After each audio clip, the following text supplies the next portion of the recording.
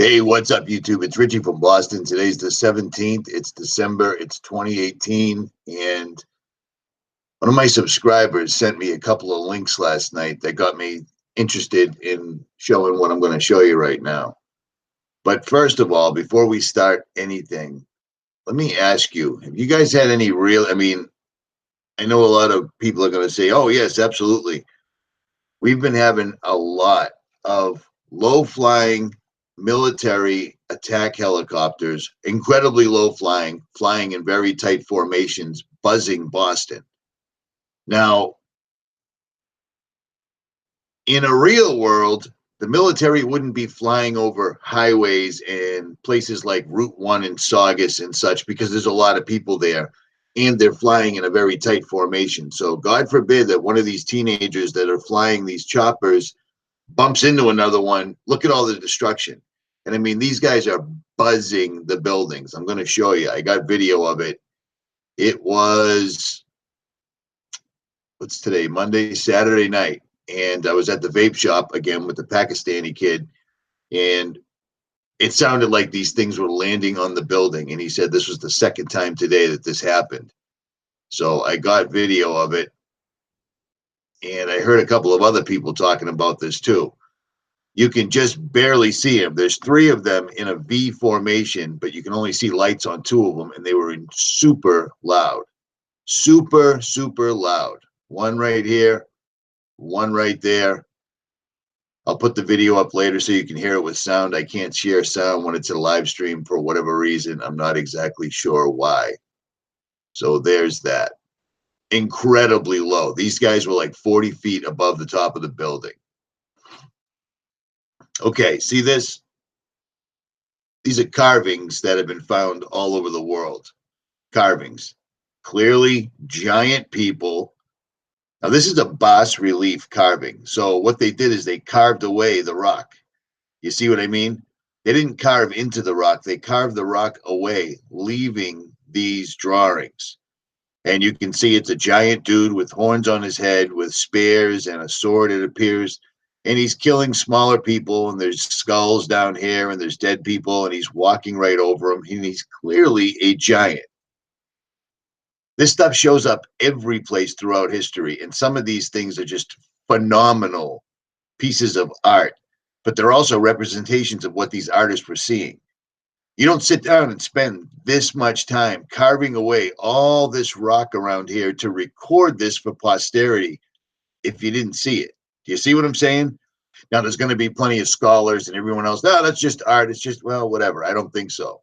Because these are so old and ancient that technically the way they tell us history played out, these people were too busy trying to stay alive, not getting killed by the Black Plague, invading Huns, food, so forth, so on, blah, blah, blah. They had enough time to sit around and carve things like this. And this next one is an actual, this is real.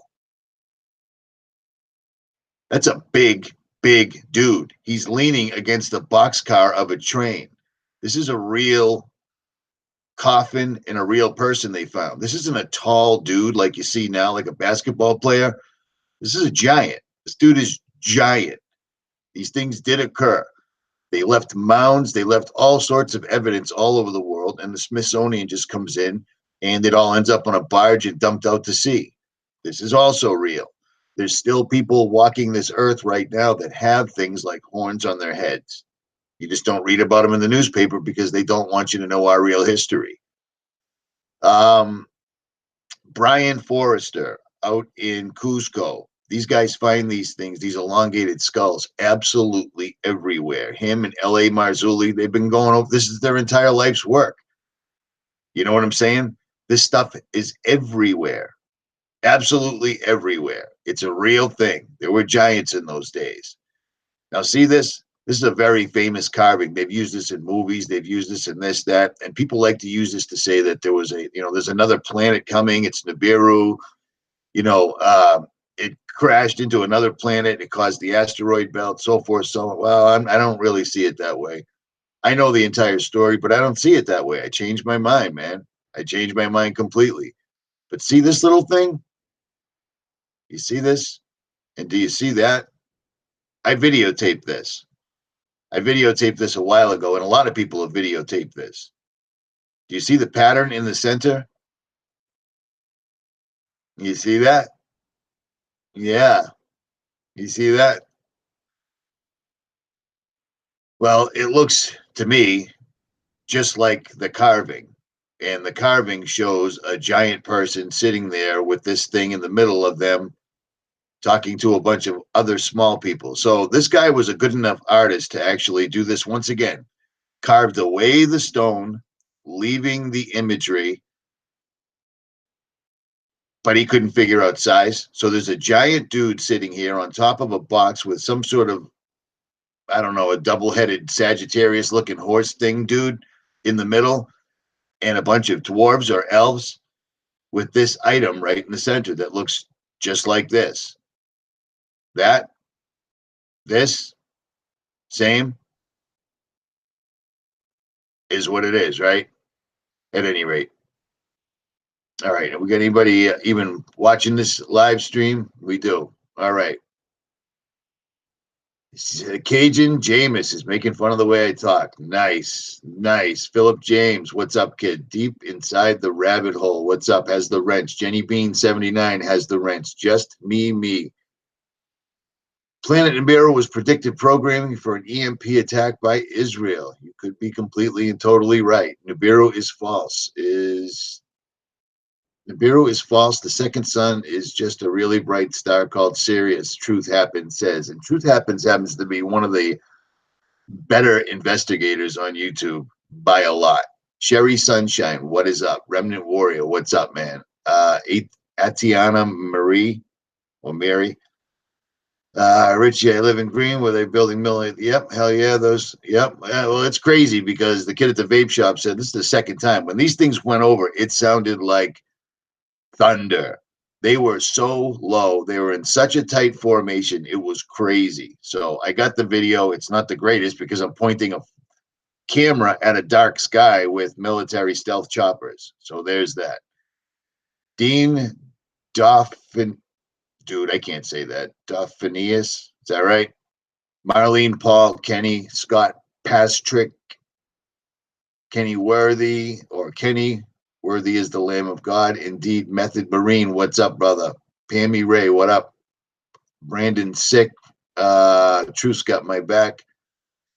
Nephilim Skulls, indeed. Kelly Everett, Broken Reality, and everybody else. There's a lot of people here. 800 people, thumbs up. Share this or don't, whatever. All right, so check this out. One of my subscribers sent this last night, and it got me thinking. Let me make sure I'm sharing this. I am.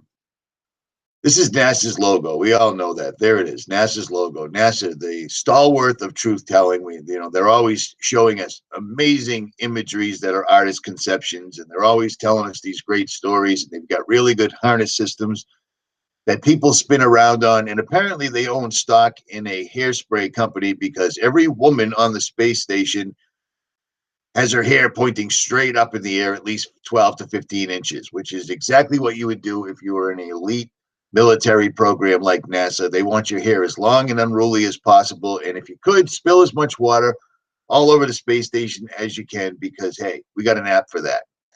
At any rate, this is NASA's logo. Do you notice anything wacky about their logo? Do you see anything strange right there, like a large forked tongue? NASA. Here's another word that's very similar to NASA. It's called Naga. Okay, you got that? And it's a Sanskrit word, and it refers to serpent or snake, especially the king cobra. The term Naga in Hinduism, Buddhism, and Jainism, or whatever that word says, denotes divine, semi-divine deities, or a semi-divine race of half-human, half-serpents that reside in the heavenly Patala netherworld and can occasionally take human form. They are principally depicted in three forms: holy humans with snakes on their heads and necks, common serpents, or half-human, half-snake beings. A female Naga is a Naji, Najin, or Najini. Najin, Najin, Najini.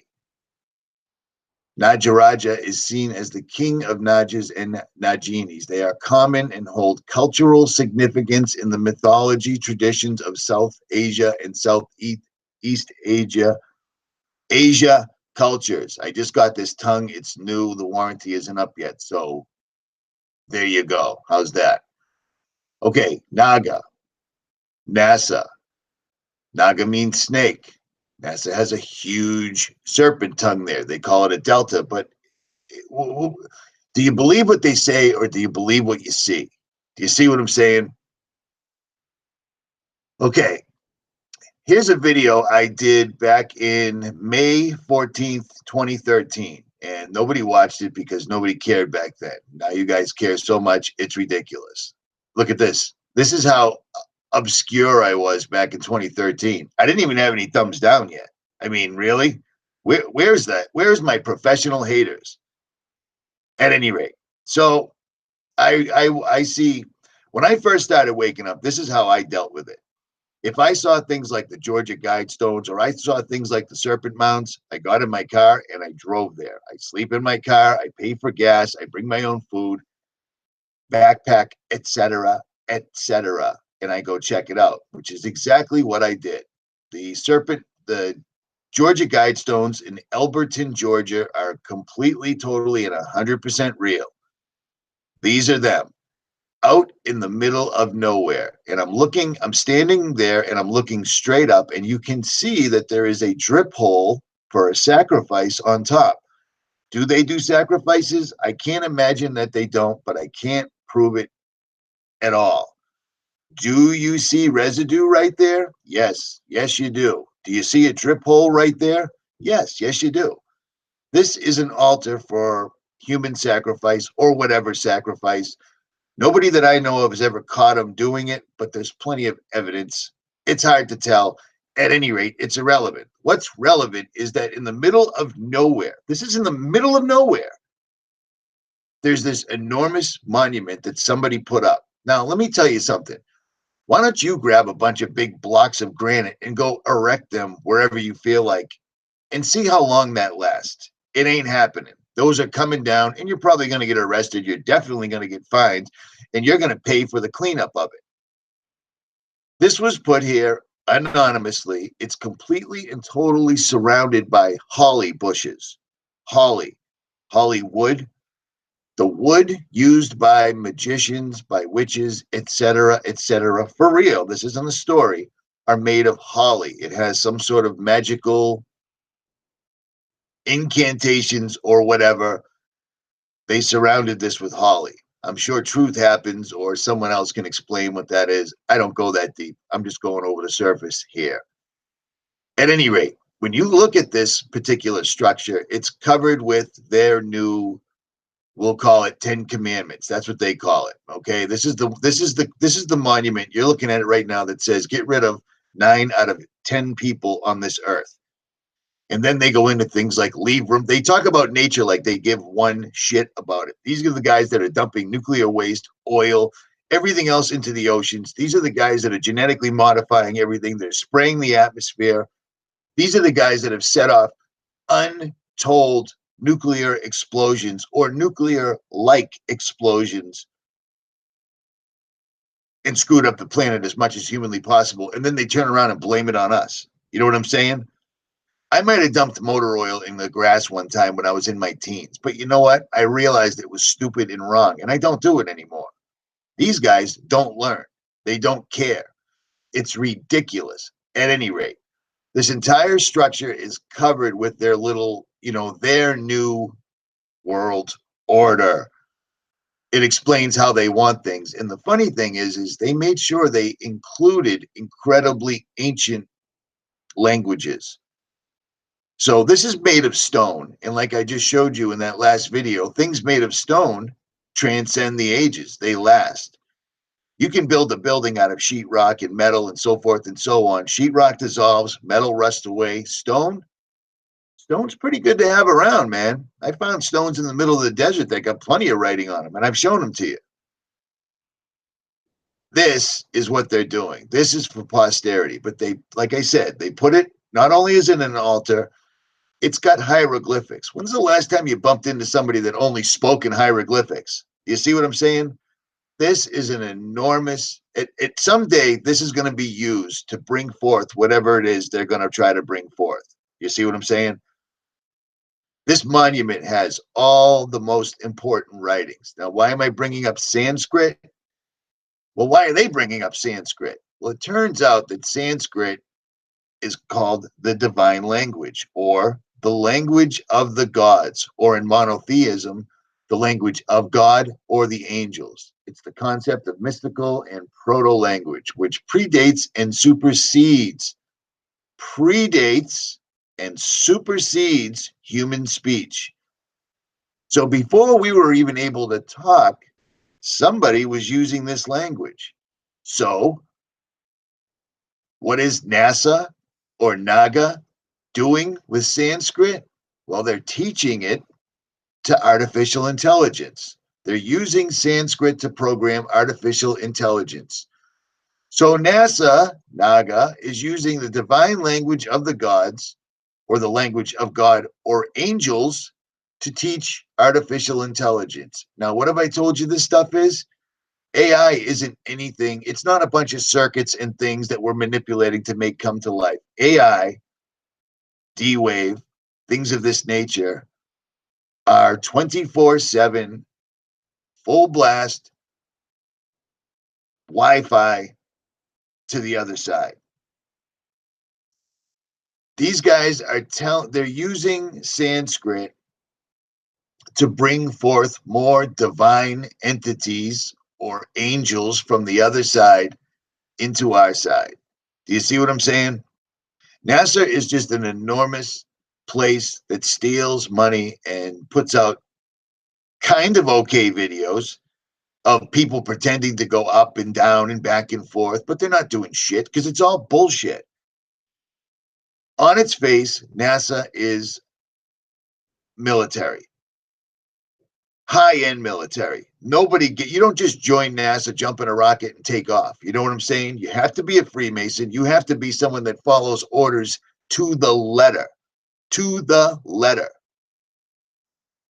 But yet every time they show us, there's people up there that are in really bad shape. They're overweight. Their hair's sticking up. They're spilling water all over the place. And then once in a while, you can see a harness pulling their shirt up, or their friend pulling them over on a harness. If they could go to outer space, they wouldn't have to lie about everything. If they wanted to prove how awesome they were, they'd simply set up a camera showing the Earth the way they claim it is. But they can't, because they don't. So NASA keeps everybody busy while D-Wave and CERN are the ones trying to kick a hole into the other side and use things like D-Wave to stabilize it, which is why it has to be kept so incredibly cold. What's the first thing a person says when they have an encounter with an otherworld being or a ghost? The room got really cold. D-Wave is kept colder than outer space. Do you see what I'm saying?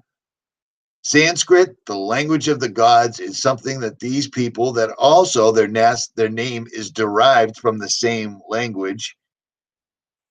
Is this making sense now? Do you see what I'm saying? All of this is simply to usher in otherworld beings that were here before. There's tons of evidence of it, and there's actually bones and such, and I'm sure there's viable DNA. Do you think it's a complete and total coincidence that all these mummies and things they find in sarcophagus and such, they're wrapped in a way that we can't do it? But you know what the best part about being a mummy is? The DNA is still viable. And they knew back then that they'd be here right now. And that's what these people are doing. So I don't know if that answered it completely and totally, but you should kind of get what I'm saying. You see what I mean? It's all bullshit. We can't go up. They're going to go into another dimension. They may already have done so, but they're going to bring the gods and angels from times past back into our dimension. We're going to be standing face to face. Men's hearts will fail with fear. You think that was just a random, like, geez, we got a little extra room in the Bible. Can you think of something? I don't know. Let me think. Yeah, we got an extra paragraph. Yeah, throw in men's hearts will fail from fear. Think about that. Men's hearts will fail from fear. Well, I bet you, if you walked into something like, geez, I don't know, something like this.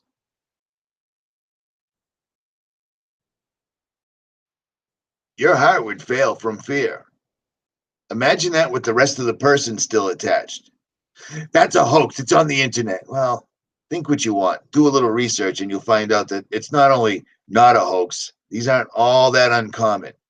I mean, you're not tripping over them walking down Main Street, but they are around. And there's still people that still kind of grow horns once in a while. The stuff was real, which is why these people put so much time and energy into it. And this is why they don't care that we catch them lying. You see what I'm saying? At any rate, Richie from Boston. Like, share, subscribe, or don't. I'm out.